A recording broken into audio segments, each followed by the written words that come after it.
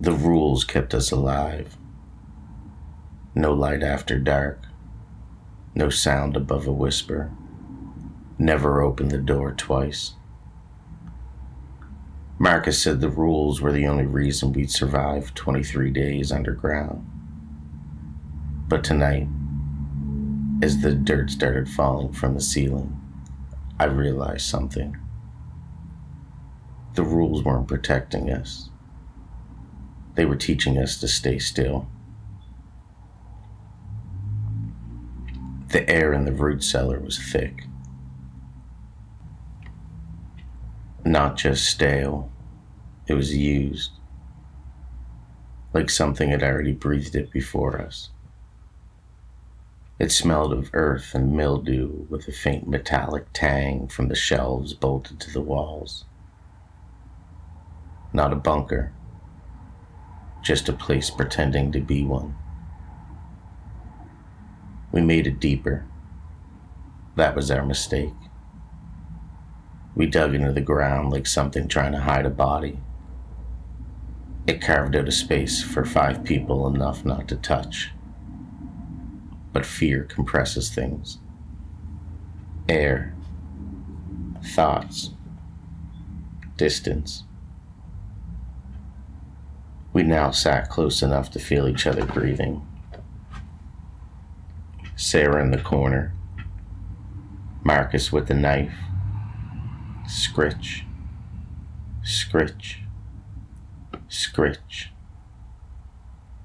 He wasn't sharpening anymore. He was just keeping time. Lena was pacing, always pacing. As if she stopped moving too long, she said she could hear them thinking. Tom with the Bible, not reading it, just holding it open like it might remember something he didn't. And me, watching through the periscope, our only eye. And something I started to realize, sometimes it looked back. At first it was riots. That's what we told ourselves. Fire, looting, people collapsing into something desperate and loud. The kind of fear that made sense. It had shape. But then it got quiet. Too quiet. The raiders came through the countryside, breaking doors, taking food, taking people. It was messy. It was human. Then one night they came back, and they didn't make a sound.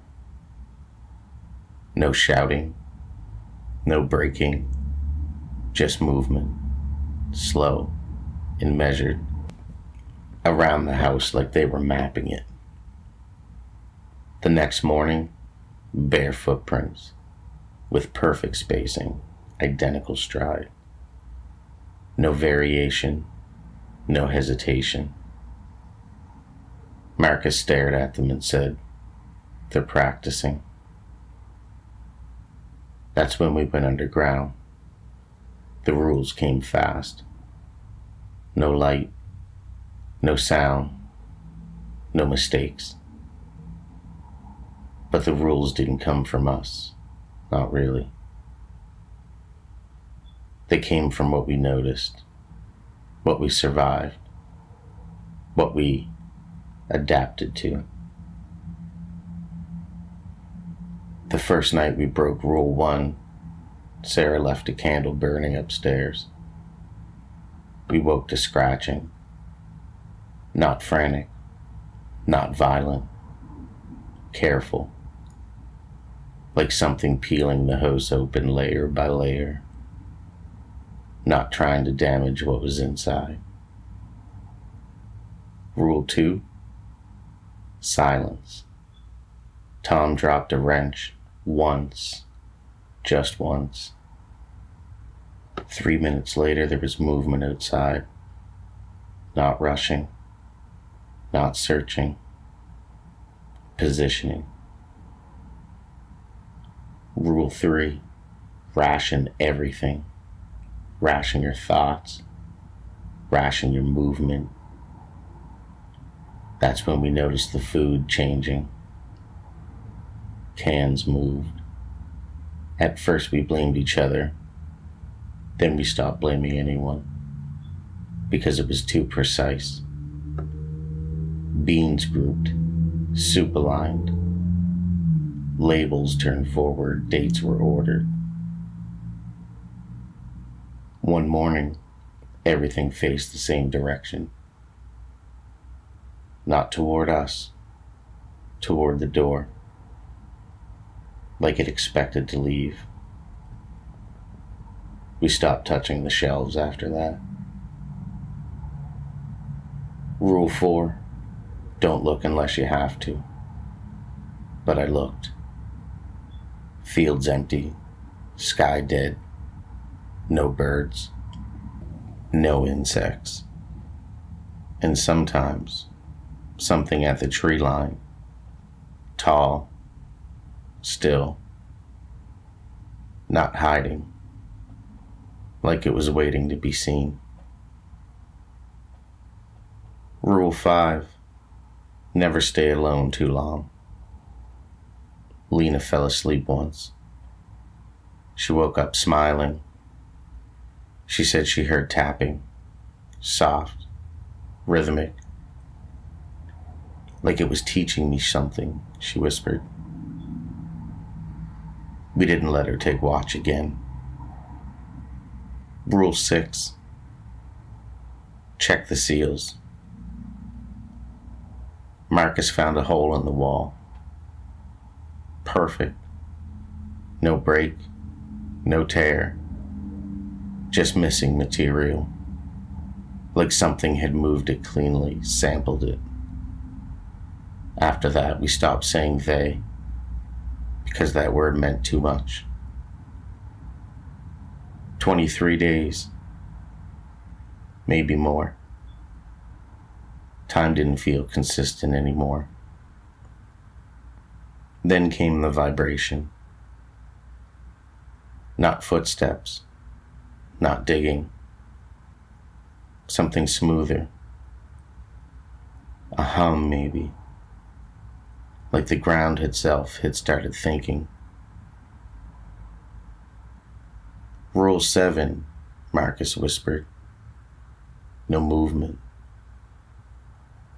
The vibration stopped, directly above us. Then scraping. Slow. Deliberate. Not trying to break in. It was trying to reach us. The dirt fell. Light filtered in through thin lines. Lena started crying. No sound. She was just shaking. Tom whispered something that didn't sound like a prayer anymore. Then something entered. A rod. Thin and metal. Too smooth. It lowered into the room and then stopped. It turned. Not searching, like it was observing. Then another one followed. And another. 3 of them hanging there in the air, the perfect distance apart. Like we were. Marcus lowered the knife, and in that moment everything made sense. The silence, the darkness, the waiting. This wasn't survival. It was preparation. He whispered at first, barely a breath. We weren't hiding. Above us, the ceiling opened wider. More of them descending, more space being made.